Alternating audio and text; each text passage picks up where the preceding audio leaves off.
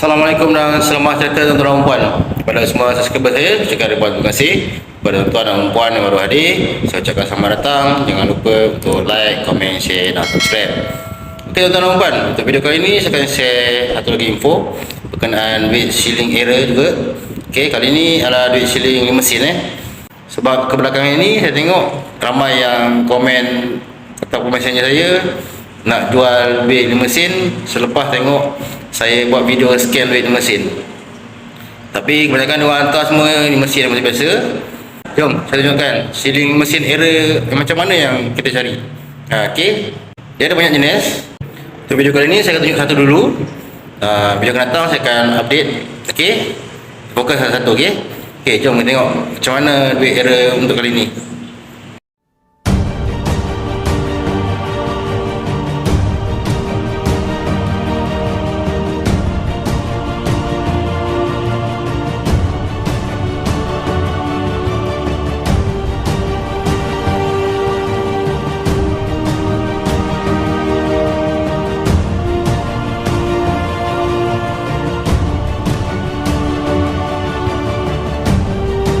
Okey tuan-tuan dan puan, untuk duit mesin error kali ni adalah duit mesin siri 3 tahun 2013.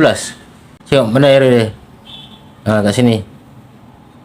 Ni tahun 2013 dia ada satu lagi. Macam ni dia tak berapa jelas sangat dia punya angka 1 dan 3 tu. Okey, tapi dia ada tapi tak berapa jelas. Kalau ambil gambar ni memang tak nampak sangat.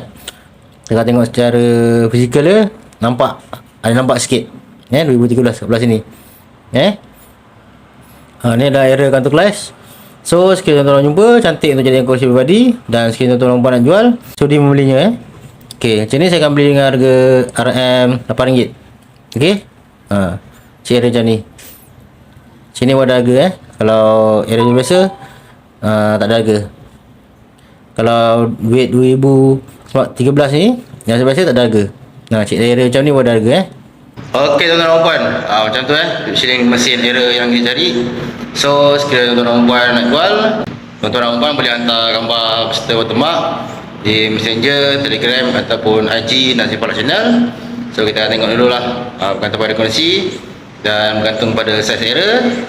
Kalau kita setuju, okey, kita akan berurusan lah secara COD ataupun post saja Saja untuk video kali ini. Assalamualaikum, selamat sejahtera, bye bye.